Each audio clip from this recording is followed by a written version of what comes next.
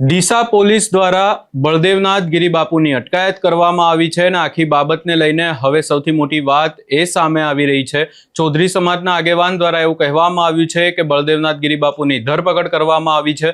શું છે સમગ્ર મામલો એની વિગતે ચર્ચા કરીશું। નમસ્કાર, હું છું ઉજ્જવલ અને આપ જોઈ રહ્યા છો નિર્ભય ન્યૂઝ। છેલ્લા લગભગ જે 25 થી 20 દિવસથી ચૌધરી સમાજ એક વિરોધ કરી રહ્યો હતો, જે અજમલભાઈ ચૌધરીને મારવામાં આવ્યો હતો। એ અજમલભાઈ ચૌધરીને લઈને જો વાત કરવામાં આવે તો હાલ એમની તબિયત ખરાબ છે અને તેઓ હોસ્પિટલમાં છે, એવી પણ બાબત સામે આવી છે। એની સાથે સાથે આખી બાબતે હવે ચૌધરી સમાજના આગેવાનો દ્વારા નિવેદનો પણ આપવામાં આવી રહ્યા છે। ખાસ કરીને અહીંયા કહેવામાં આવ્યું છે કે કોઈ પણ પ્રકારે આખી બાબતે હજી જે પોલીસનું નિવેદન સામે ન આવી જાય અને પોલીસ દ્વારા શું કાર્યવાહી કરવામાં આવી છે, આખી બાબતે હજુ પોલીસ નિવેદન ન આપે ત્યાં સુધી કોઈ પણ પ્રકારે સમાજના કોઈ પણ ઉશ્કેરાટ ફેલાય એવું નિવેદન ન આપવું। વધુમાં આ સમગ્ર બાબતને લઈને જે દ્રશ્યો સામે આવ્યા અજમલ કાકાના અને હાલ જે ચૌધરી સમાજના આગેવાન શું કહી રહ્યા છે એ પણ સાંભળી લઈએ। ભેમાભાઈ ચૌધરી સામાજિક આગેવાન છેલ્લા 27 દિવસથી એક આદર્શ ચૌધરી સમાજ એક આદર્શની લડાઈ લડતો હતો। અમારી વારંવાર માગણી રહી છે કે દેવ દરબાર મઠના મહંત આ ગુનામાં સામેલ છે, એમને કાવતરું રચ્યું છે, એમને ઢોર માર માર્યો છે, એમણે અપહરણ કરાવ્યું છે। આ તમામ બાબતોને લઈને છેલ્લા 27 દિવસથી આંદોલન કરી રહ્યા હતા। પોલીસ તંત્ર સાથે પણ અમારી વાટાઘાટો ચાલુ હતી। ગઈ રાત્રે પણ મોડા સુધી વાટાઘાટો થઈ છે અને અત્યારે સમાચાર મળ્યા છે કે એમની અટકાયત નહીં પણ એમની ધરપકડ કરવામાં આવી છે એવા સમાચાર મળી રહ્યા છે। હજી સુધી મારા પાસે લીગલી નથી આવ્યું, આવ્યાથી વધારે વિગતે વાત કરી શકું છું, પરંતુ જો એમની ધરપકડ થઈ છે તો આગામીના જે કાર્યક્રમ છે એ વિશે મોડા અમે જાણ્યા પછી જ કરી શકીશું। પણ આ તબક્કે અત્યારે ગુજરાતના અમારા ચૌધરી સમાજના અને 18 આલમના યુવાનોને વિનંતી કરવા માગું છું કે કોઈ ઉશ્કેરાટમાં ના આવશો। કાયદો કાયદાનું કામ કરશે, પોલીસ પોલીસનું કામ કરશે। આપણે સૌએ સંયમ રાખવાનો છે। આપણે સૌની ન્યાય માટેની લડાઈ હતી કે જે ખરેખર ગુનેગાર છે એને સજા થવી જોઈએ, તો એ પ્રકારે આજે પોલીસે એક્શનમાં આવી અને એમની અટકાયત અને ધરપકડ કરી છે, તો એ બાબતના સમાચાર મને મળી રહ્યા છે।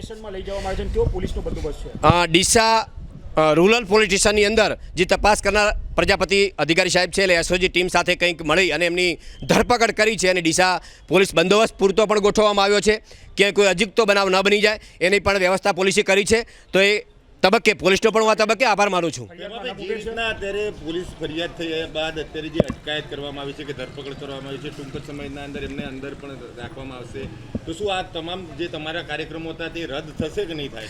એમની અટકાયત કરી છે કે પૂછપરછ માટે લાવ્યા છે એ હજી મને માહિતી નથી, પણ જાણવા મળ્યા માહિતી મુજબ એમની ધરપકડ કરવામાં આવી છે।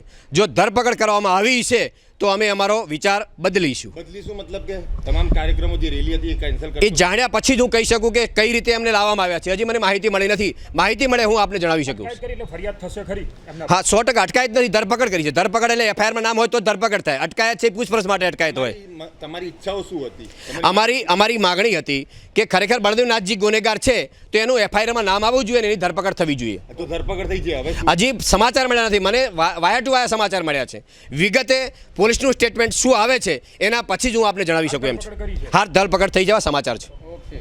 આખી બાબતને લઈને જો ખાસ કરીને વધુમાં ચર્ચા કરવામાં આવે તો અહીંયા એવી વાત કરવામાં આવી છે કે બળદેવનાથ ગિરિબાપુની ધરપકડ કરવામાં આવી છે એવી જાણકારી મળી છે। કાયદાનું કામ કરી રહ્યું છે અને કોઈ પણ વ્યક્તિએ ઉશ્કેરાટમાં આવી જવું નહીં। પોલીસ દ્વારા સત્તાવાર જાહેરાત કરાયા બાદ આગામી કાર્યક્રમો બાબતે જાણ કરવામાં આવશે।